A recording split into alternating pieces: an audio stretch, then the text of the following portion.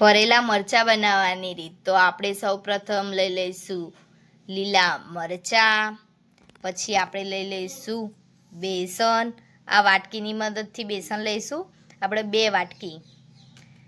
તો હળદર, મીઠું, ખાંડ, ધાણા જીરું 2 ચમચી, તેલ. પ્રથમ આપણે લઈ લઈશું એક મરચું, એને વચ્ચેથી કાપી દઈશું. એ રીતના બધા મરચાં કાપી દેવાના. બિયા વધારે લાગે તો કાઢી દેવાના મરચાંથી. આવી રીતે વચ્ચે ફાળ કરીને બધા મરચાં કાપી દેવાના. પછી એમાં સ્ટફિંગ ભરવાની. એ સ્ટફિંગ આપણે બનાવીને બતાવીશું તમને. પ્રથમ આપણે લઈ લઈશું તેલ, 1 ડોકલી જેટલું. પછી લઈશું સહેજ ખાંડ, પછી સ્વાદ પ્રમાણે મીઠું,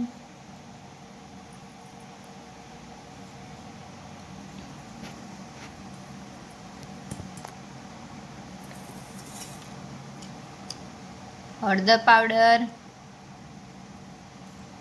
અડધી ચમચી હતી, 2 ચમચી ધાણા જીરું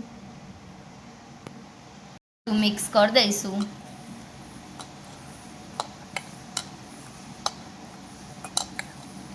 મીઠું તમે તમારા સ્વાદ પ્રમાણે લઈ શકો.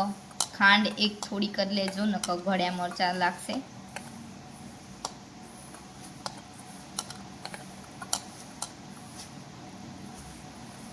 આપણે એક મરચું લઈશું, પછી એને આપણે અંદર સ્ટફિંગ ભરીશું બેસનના લોટની.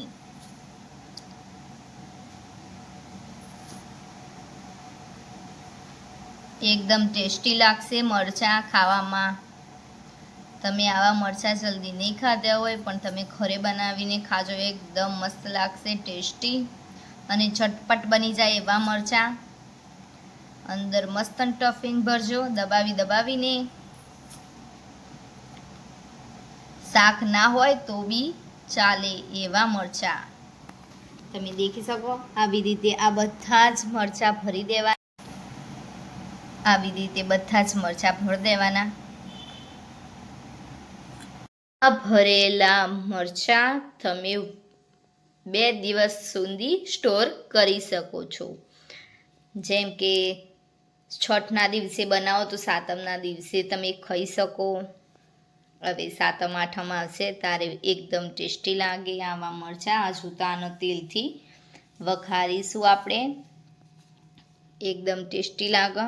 2 દિવસ સુધી તમે ખાઈ શકો. અને આવી અવનવી વિડીયો જોવા માટે અમારી આઈડીને લાઈક, શેર, સબસ્ક્રાઈબ કરતા જજો.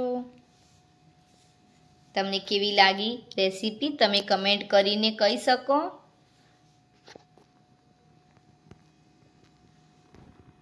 આપણે થોડું તેલ લઈને સાતળી લઈશું, મરચાં શેકી લઈશું.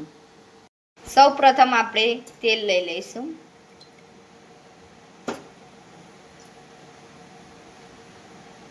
હવે એને ગરમ થવા દઈશું. 2 ડોકલી જેટલું તેલ છે.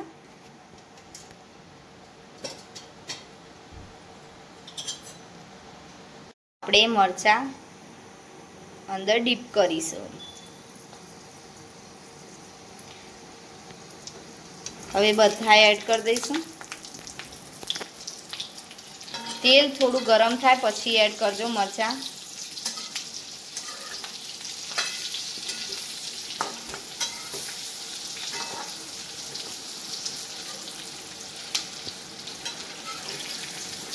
હલકા હાથથી હલાવજો તેથી તૂટી ના જાય, માવો બહાર ના નીકળી જાય. અંદર જે આપણે સ્ટફિંગ ભરી હતી એ બહાર ના નીકળી જાય, એટલા માટે હળવા હાથથી થોડા શેકાવા દેજો. ધીમા ગેસ ઉપર થોડું શેકાવા દઈશું. તમને અમારી રેસીપી કેવી લાગી કમેન્ટ સેક્શનમાં કહી દેજો.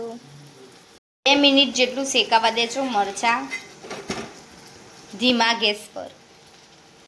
દેખો મરચાં કમ્પ્લીટ ચડી ગયા છે અંદરથી બહારથી. તો હવે આપણે એને ગેસ બંધ કરી દઈશું અને હવે ખાવા લાયક થઈ ગયા છે. તો અમારી રેસીપી તમને પસંદ આવી હોય તો લાઈક, શેર, સબસ્ક્રાઈબ કરતા જાજો.